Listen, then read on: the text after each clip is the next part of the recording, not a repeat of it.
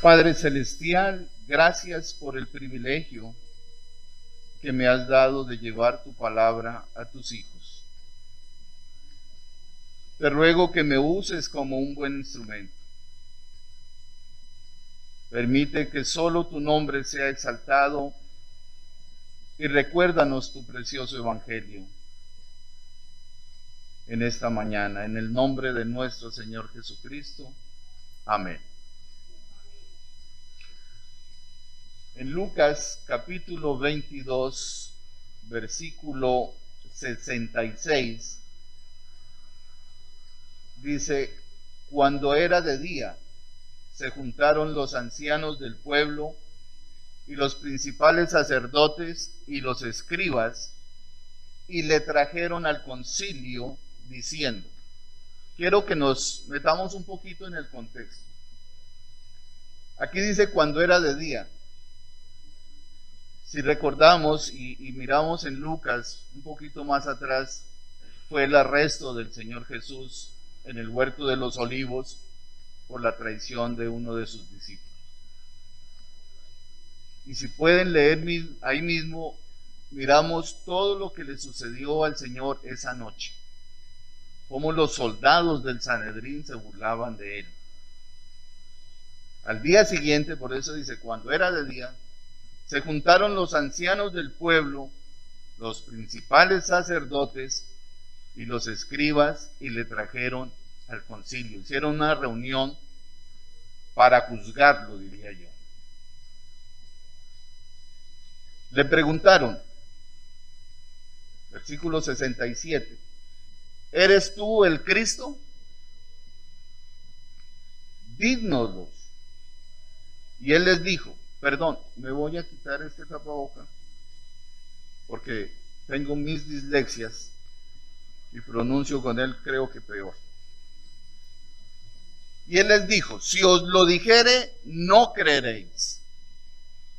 Y también si os preguntare, no me responderéis, ni me soltaréis.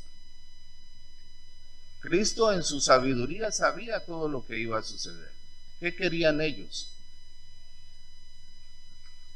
Pero desde ahora, les dijo el Señor, pero desde ahora el Hijo del Hombre se sentará a la diestra del poder de Dios. Yo creo que esas palabras ofendieron a todo el Sanedrín. Dijeron todos, ¿luego eres tú el Hijo de Dios? Y él les dijo, vosotros decís que lo soy. El versículo 71 dice, entonces ellos dijeron, ¿qué más testimonio necesitamos? Porque nosotros mismos lo hemos oído de su boca. Ellos estaban asintiendo que Jesús había dicho que sí era el Hijo de Dios. Y esta es una de las ironías más grandes, que los ancianos y los principales sacerdotes del pueblo de Dios, los maestros de la ley, no reconocieron al Mesías. Un Mesías que estaba descrito en lo que ellos leían y estudiaban y enseñaban. Todo el Antiguo Testamento. Y no solo eso, tratando de acusarlo de algo que él no había hecho. Hay un dicho que, me perdonan que lo voy a usar, que dice que el pez muere por su boca. Pero eso era lo que este grupo de hombres estaban tratando de hacer con Jesús, de acusarlo con su propio testimonio. A la pregunta que ellos le hacen, ¿eres tú el Hijo de Dios? Él respondió, vosotros decís que lo soy. Y ellos concluyeron que él lo había afirmado. Esto era considerado como una blasfemia, que alguien, un ser humano, se considerara el Hijo de Dios. Ya tenían un buen motivo para acusar. Pero notemos que la blasfemia no es un delito para el cual se pueda condenar a alguien a a pena de muerte. Es más, el Sanedrín no podía condenar a nadie a la pena de muerte. Los únicos que tenían ese poder eran Herodes, que era el rey, y Pilato, que era el gobernador romano. Entonces tenían que llevarlo ante Pilato para poder decir con mentiras que él sí lo condenara a muerte. Ahora sí pasamos al capítulo 23, versículo 1, que fue lo que nuestro hermano Javier leyó, muy bien leído. Dice: levantándose entonces toda la muchedumbre de ellos, llevaron a Jesús a Pilato y comenzaron a acusarle diciendo: a este hemos hallado que pervierte a la nación y que prohíbe dar tributo a César. Si ustedes recuerdan, Cristo fue claro cuando le dijeron sobre el tributo para César, diciendo que él mismo es el Cristo y un rey. Entonces Pilato le preguntó diciendo, oiga bien lo que le pregunta Pilato: ¿eres tú el rey de los judíos?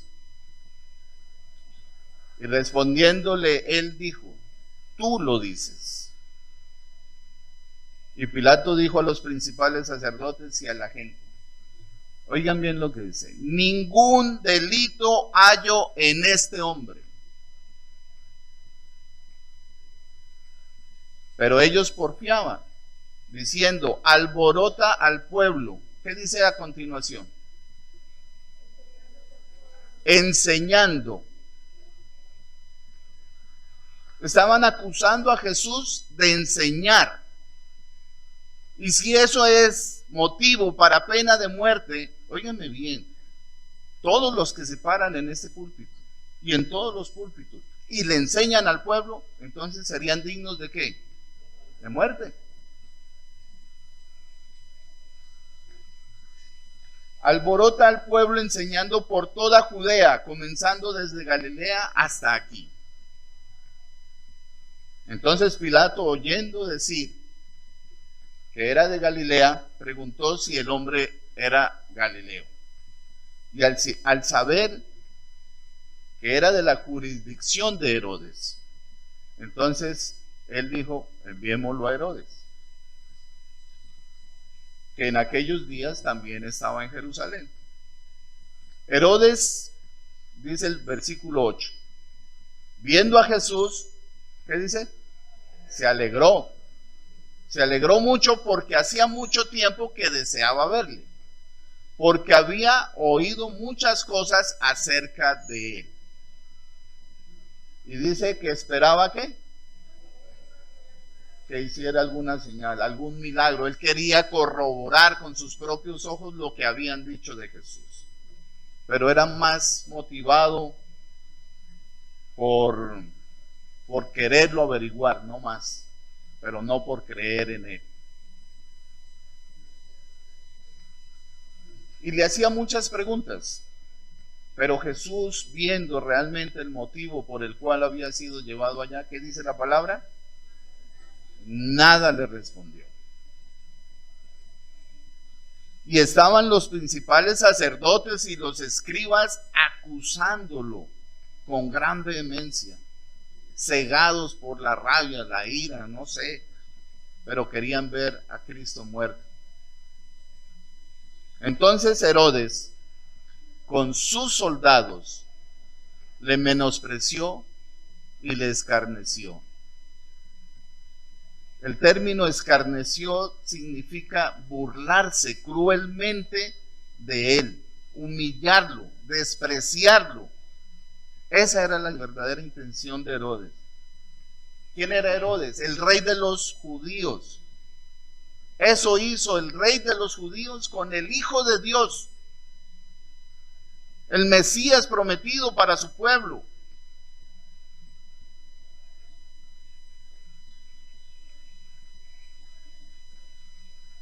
Los sacerdotes insistían en sus acusaciones. acusaciones que no convencieron al rey Herodes. Ningún delito encontró tampoco Herodes. ¿Qué hizo Herodes? Dice, vistiéndole de ropa espléndida, porque él mismo se quitó su capa y se la puso a Jesús. Y volvió a enviarle a Pilato. Versículo 12, y nos dice la escritura, que se hicieron amigos Herodes y Pilato, porque habían estado enemistados. En el versículo 13 dice, entonces Pilato, convocando a los principales sacerdotes, a los gobernantes y al pueblo, les dijo, ¿me habéis presentado a este como un hombre que perturba al pueblo?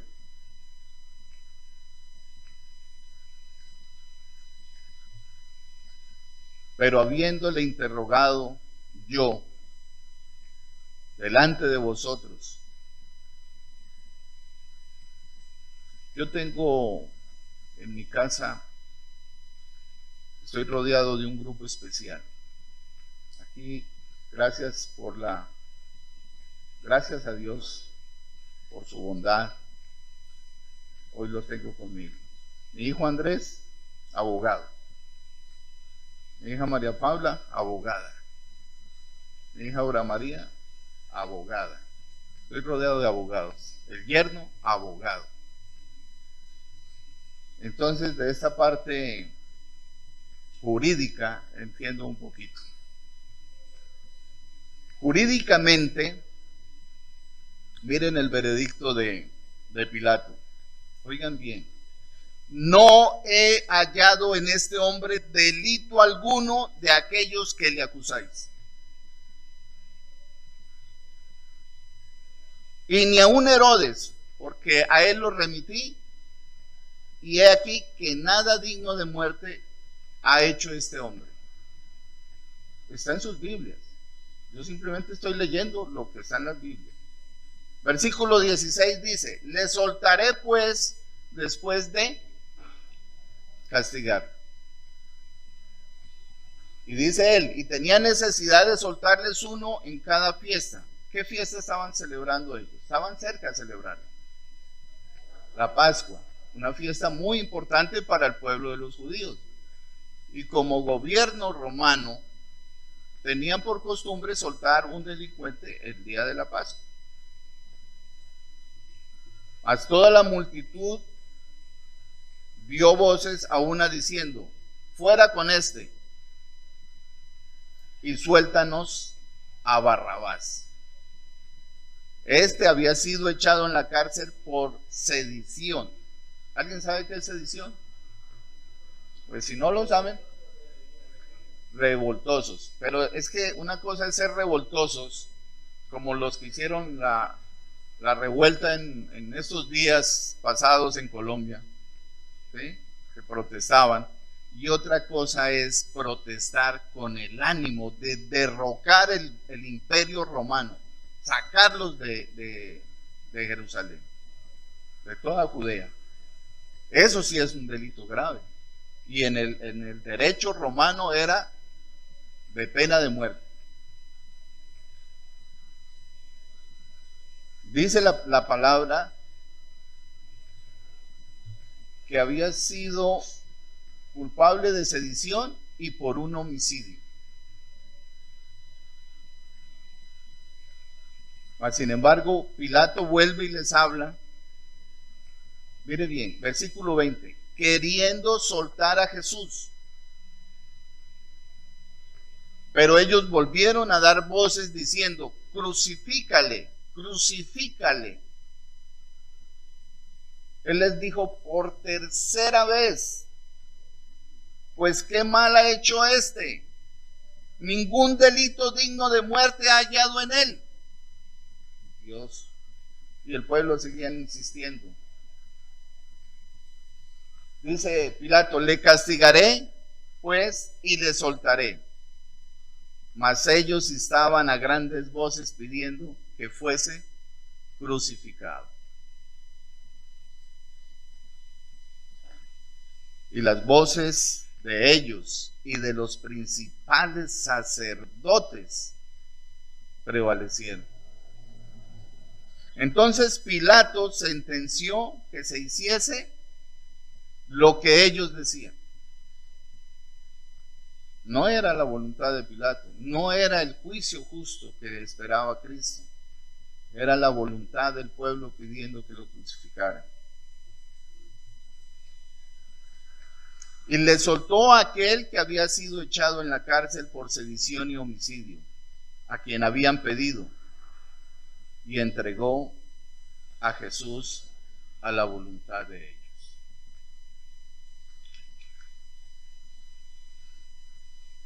Aquí en esta historia que nos narra Lucas, miramos claramente cómo se deja libre a una persona que realmente había sido condenado por sus delitos.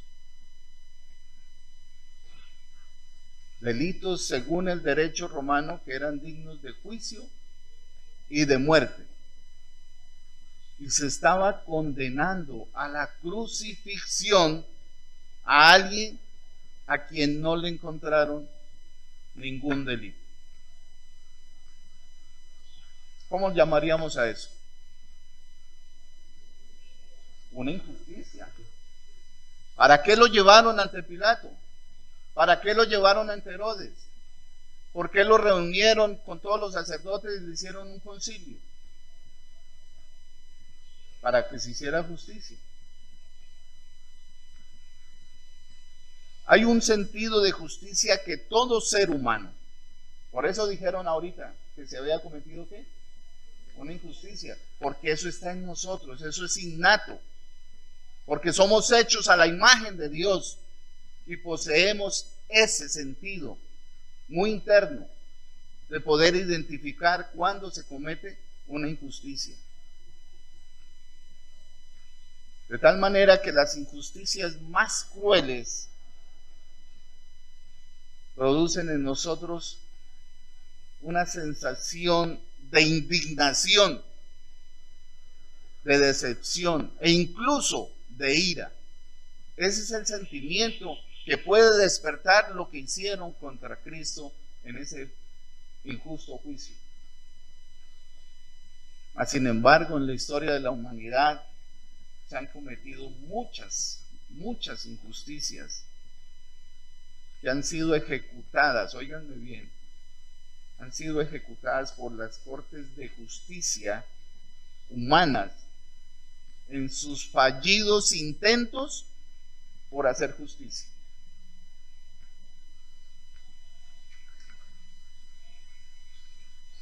Son innumerables las historias de injusticia que se han ejecutado a lo largo de la historia de la humanidad. Podemos citar varios casos. Yo recuerdo el caso de un chico estadounidense de raza negra de nombre George Stinney.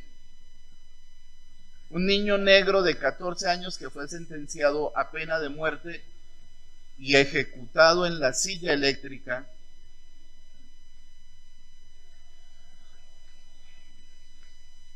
por haber sido acusado de un asesinato. Lo ejecutaron, murió en la silla eléctrica. Oiga, un niño de 14 años. A los 70 años después de su ejecución se comprobó que él había sido inocente y que había confesado su culpabilidad por coacción. Y así como esa hay innumerables injusticias. El Holocausto nazi. Y hoy en día, después de muchos años, se mira con mucho repudio y cierto odio hacia los alemanes por la atrocidad que cometieron. ¿Contra quién fue esa atrocidad? Contra el pueblo de Dios. El pueblo de Dios fue el que pidió que lo crucificaran. Hay muchas historias sobre la esclavitud del pueblo negro que también causan mucha indignación. Incluso hoy en día el aborto también es un caso de injusticia.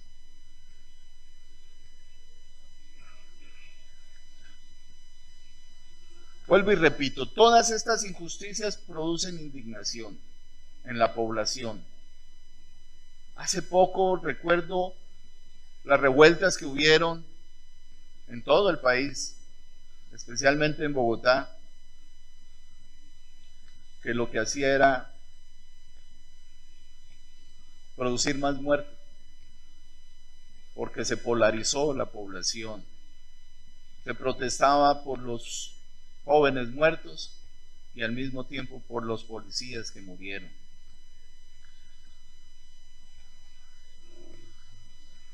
Esto también nos causa indignación, porque no es justo que ocurran esas cosas.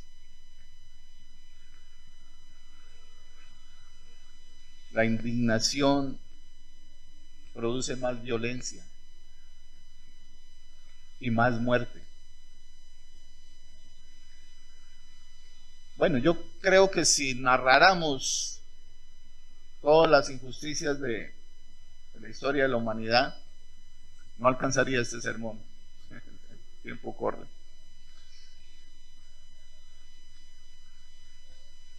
Y la situación es que si las nombráramos, en vez de salir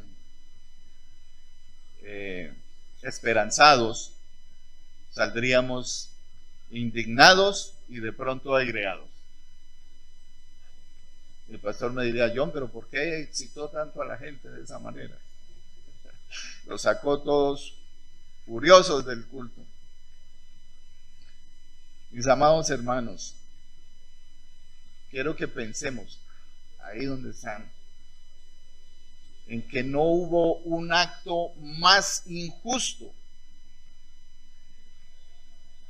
que se haya cometido en la humanidad, en toda la historia de la humanidad, como el que acabamos de leer en Lucas. La condena injusta del único hombre justo que ha existido en la historia de la humanidad. Ustedes, como miembros de esta iglesia, no es la primera vez que vienen. Y lo que yo estoy diciendo aquí tampoco es la primera vez que lo escuchan. Esto lo repetimos cada domingo. El único hombre justo que muere, ¿por qué? Por los injustos. Es la historia del mismo Dios hecho hombre y recibiendo por medio, ojo, recibiendo por medio de sus criaturas la condena más cruel que podía recibir un criminal en aquella época. Wow.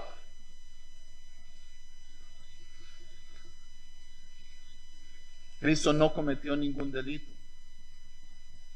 Y está escrito. Lucas se encarga de una manera tan exacta de narrar la historia y de demostrar que Pilato, teniendo toda la autoridad, no encuentra delito alguno. Herodes tampoco encontró delito alguno. Queda establecido que era libre de toda culpa. De toda cosa que le habían imputado, él era inocente. Y yo diría que fue condenado injustamente, óiganme bien, por el hecho de ser el único que nunca pecó.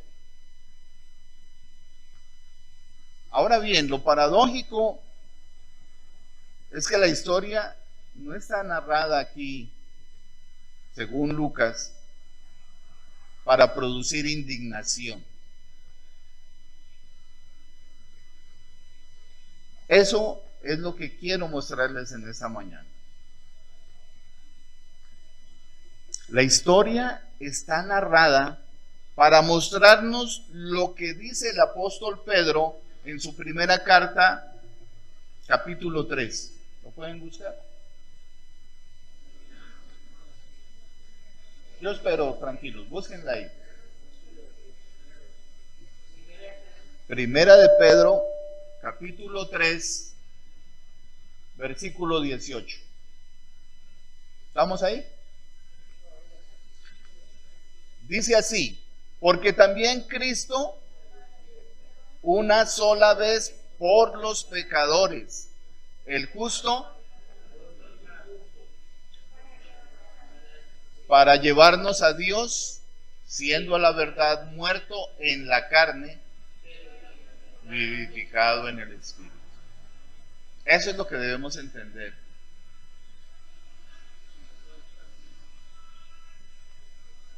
Considero que es muy difícil que podamos incriminar a una persona justa de un delito alguno. Y es así como vemos que Cristo primeramente es arrestado por los guardias del Sanedrín y llevado ante el concilio de ancianos y los principales sacerdotes en la cabeza de Caifás. La intención es pedir su muerte, porque según el Sanedrín, Cristo estaba poniendo al pueblo en su contra. El Sanedrín le hace la pregunta: ¿eres tú el Cristo? ¿Qué respondió Jesús? Si os lo dijere, no lo creeréis.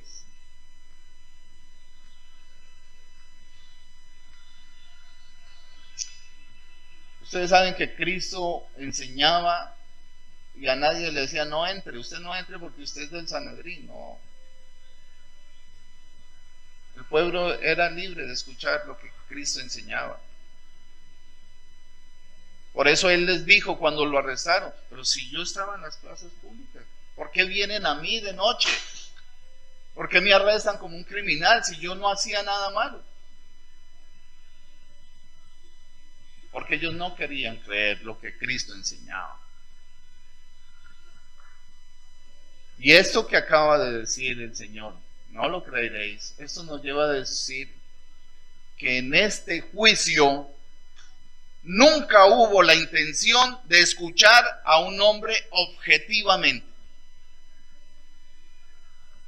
No tenían la intención de creerle, sino de buscar cualquier palabra con la cual, que él dijera, con la cual pudieran acusarlo. Esa era la verdadera intención del Sanedrín. Y empiezan con Cristo. Yo lo llamo el paseo de la muerte. Luego lo llevan a Pilato. Pilato no lo encuentra culpable, a pesar de que él le dijo: ¿eres tú el rey de los judíos? Y la respuesta de Jesús es similar a la que le dio al Sanedrín. ¿Qué le dijo? Tú lo has dicho, yo no. Incluso podría yo decir que Pilato era un hombre despiadado y cruel e injusto. Pero a pesar de su condición, quiero recordar, el Imperio Romano cometía muchas crueldades. Y podía haberlo hecho con Cristo. Pero él dijo: no lo encuentro culpable. Pilato lo lleva ante Herodes. Y déjenme recordarle un poquito quién era Herodes. Herodes era quien gobernaba Galilea y era, al igual que Pilato, un hombre cruel y despiadado. Y tenía muchos seguidores en Jerusalén, los herodianos. No olvidemos que Herodes mandó decapitar a Juan el Bautista. ¿Por qué lo mandó decapitar? Porque le dijo la verdad en su cara: te estás acostando con la mujer de tu hermano. Y eso no indignó a Herodes porque le dijo la verdad, indignó fue a la mujer que fue la que pidió que le quitara la cabeza a Juan. Un hombre malo, despiadado. ¿Y qué encontró en Jesús? Ningún delito, tampoco. Se lo devuelve otra vez a Pilato. Y Pilato sigue insistiendo, no le hallo culpable. Y si no era culpable, menos digno de muerte. Pero el pueblo, oigan bien, el pueblo prefiere ¿a quién? Ahora sí nos estamos entendiendo. ¿Quieren que les diga algo? Todos ustedes y yo, ¿sabe cómo nos llamamos? Barrabás.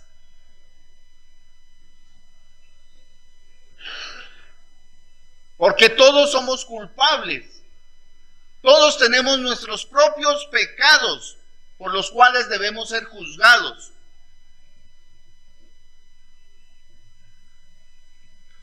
Uno no puede entender cómo pueden dejar libre a Barrabás y culpar a Cristo.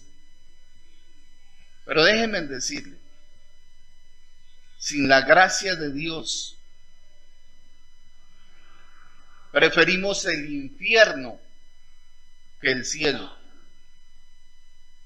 Sin la gracia de Dios, preferimos servir a Satanás que servir a Cristo.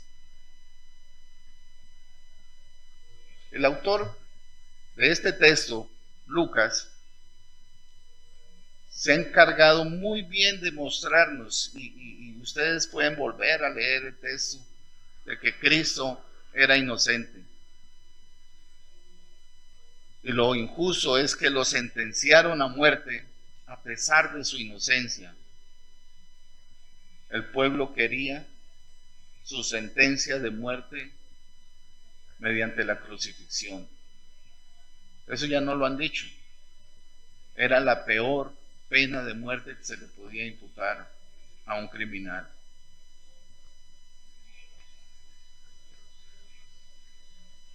¿Se sienten indignados? Sí, ese es nuestro sentimiento. Pero la historia de Lucas no está narrada aquí para que nos sintamos indignados.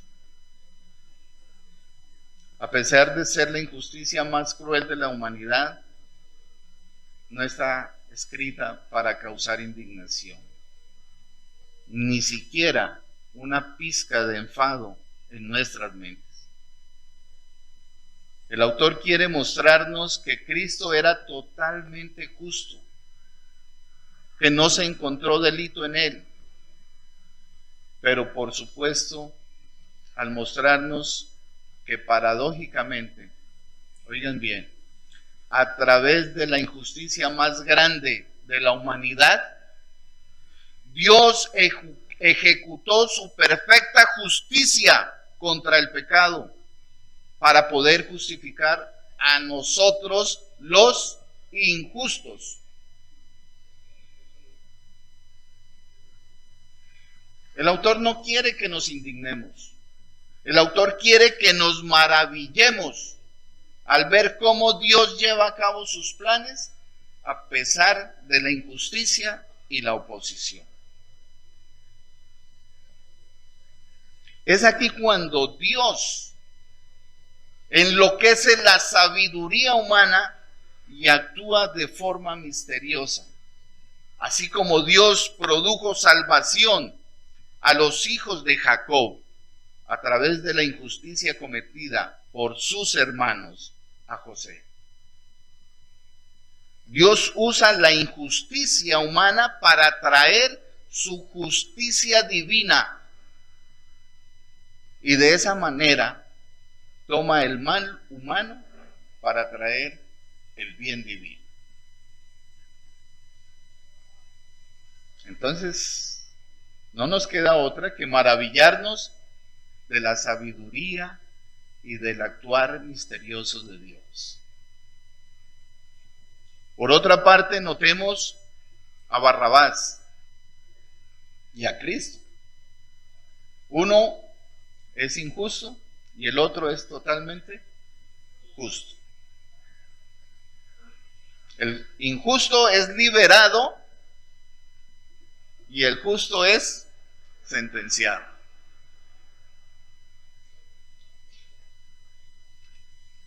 ¿Qué se nos muestra ahí? El Evangelio.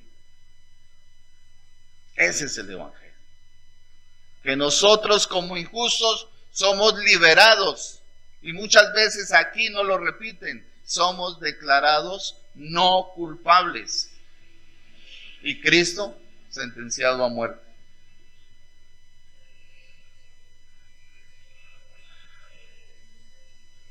El Evangelio mostrado por Dios, donde a través de esta injusticia Dios ejecuta su perfecto plan.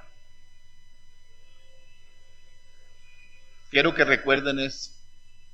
Barrabás nos representa a todos.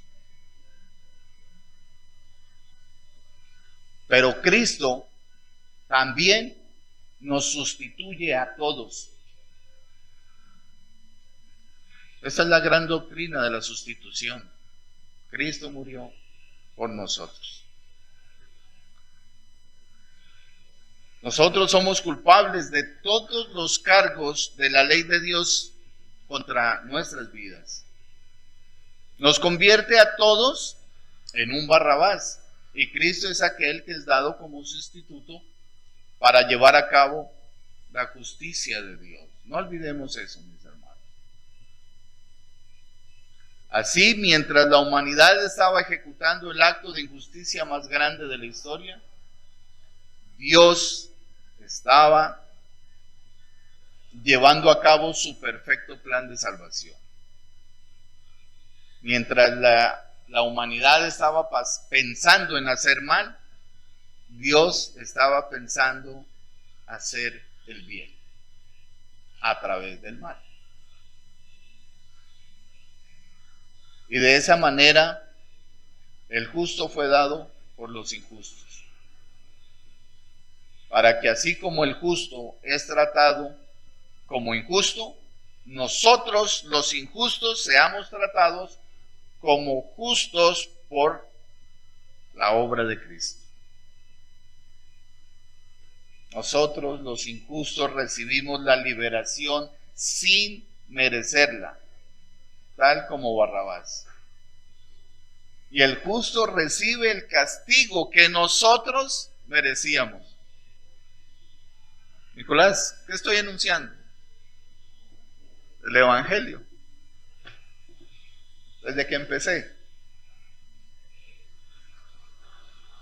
Cristo recibió el castigo que no merecía para que nosotros recibamos la liberación que no merecíamos. Así que el autor de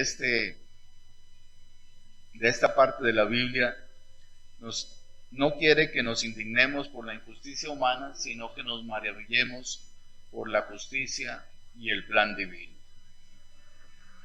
De esa manera nosotros no solo recibimos consolación salvífica, sino consolación en medio de nuestra injusticia. Ustedes recuerdan que Cristo en la cruz dijo: perdónalos porque no saben lo que hacen. No hay injusticia humana que se pueda comparar con la injusticia que sufrió Cristo por medio de las cortes humanas. Pero al mismo tiempo no hay injusticia que un creyente padezca, oigan bien, que no sea usada por Dios para el bien de los suyos. Yo quiero que recordemos que el pastor hace 8 días, yo no vine hace 8 días, pero no me pierdo el sermón. Dijo, y les hizo repetir varias veces un versículo. Romanos 8:28. ¿Quién se lo sabe? No lo busquen. Mas a los que aman a Dios. Así es. No lo olviden, repitan. Cuando pasen por necesidades, acuérdense.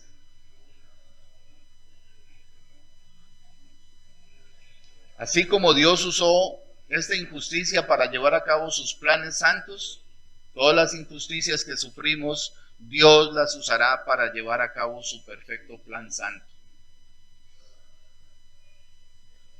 Todos sufrimos injusticias. Hay hermanos que pierden el trabajo por actos injustos. Hay hermanos que pierden dinero por actos injustos. Hay otros que mueren por actos injustos. Otros están en los hospitales por actos injustos. Pero por muy malo que esto parezca, recordemos siempre que todas las cosas ayudan a bien. Y por tanto, estamos llamados en esta mañana a ver el bien de Dios en medio de las injusticias que suframos por su nombre.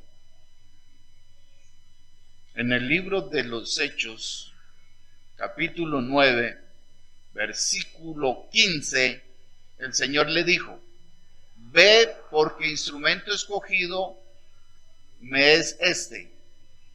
Para que entremos en contexto, eso está en la conversión de Saulo. Le dijo Cristo.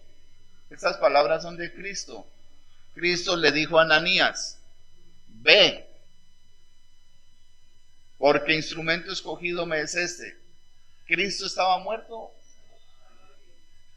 pero ya había resucitado. Se le apareció a Ananías, así como se le apareció a Saulo. Y le dice: porque instrumento escogido me es este para llevar mi nombre en presencia de los gentiles y de reyes y de los hijos de Israel. Esa era la misión que Cristo tenía para Pablo. Y el verso 16 dice: porque yo le mostraré cuánto le es necesario padecer por mi nombre.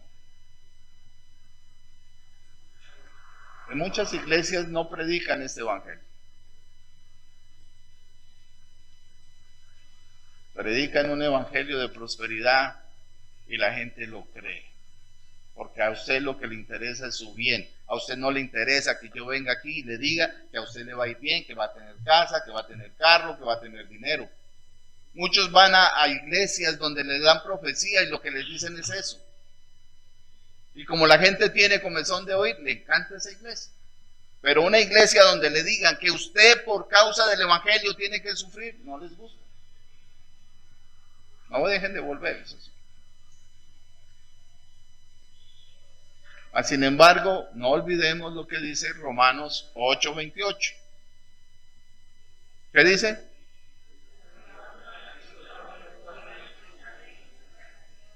Dijo el pastor, parece que estuvieran quebrando los huevos. Una rotura de... Volvemos a repetirlo.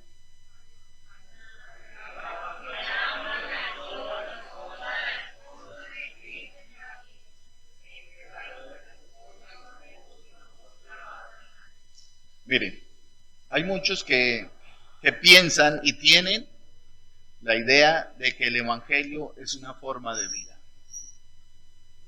Bueno, yo digo que sí, eso es correcto y no lo voy a negar, pero no es una nueva forma de vivir que yo asumo porque es algo que yo puedo hacer. Mis amados hermanos, es una vida, es una nueva vida, pero a partir de lo que Cristo hizo por nosotros. El evangelio son las buenas noticias que hemos oído, que somos salvos por gracia, no por obras. Es lo que Cristo hizo por nosotros. Nosotros no tenemos nada que hacer.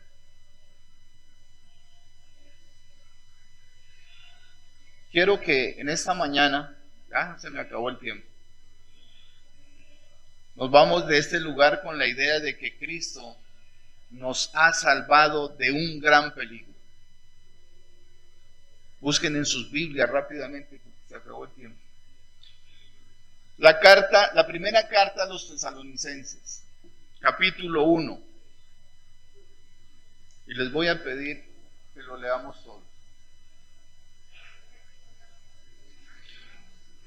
Primera carta de Pablo a los Tesalonicenses, capítulo 1, versículo 10.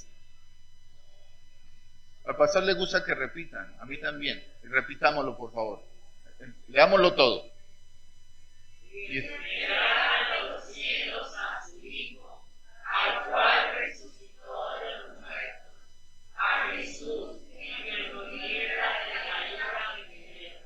nos librará de la ira venidera. Eso es lo que Cristo hace por nosotros. No lo olvidemos. Por lo tanto, amados hermanos, arrepintámonos y creamos en el Señor Jesucristo y seremos salvos nosotros y toda nuestra casa. Espero que el Señor nos haya hablado en esta mañana y que hayamos aprendido cosas nuevas. Oremos. Padre Celestial, infinitas gracias por tu bendita palabra. Gracias porque tú eres quien nos enseña, nos redarguyes, nos instruyes y corriges nuestro caminar. Gracias, Señor, por recordarnos nuevamente tu glorioso evangelio. Todo lo que tú has hecho por amor a tus escogidos. Gracias por la gran sustitución de nuestro Señor Jesucristo en la cruz. Gracias por sufrir todo lo que padeció el justo por nosotros, los injustos. Te ruego, Señor, que no quites tu mano poderosa de nosotros. Ayúdanos a vivir bajo tu abrigo y a morar bajo tu sombra. Te ruego que bendigas a cada uno de tus hijos en esta mañana, los guardes y los lleves con bien a sus hogares y que tengan una bendecida semana. Te lo rogamos en el nombre de nuestro Señor Jesucristo. Amén.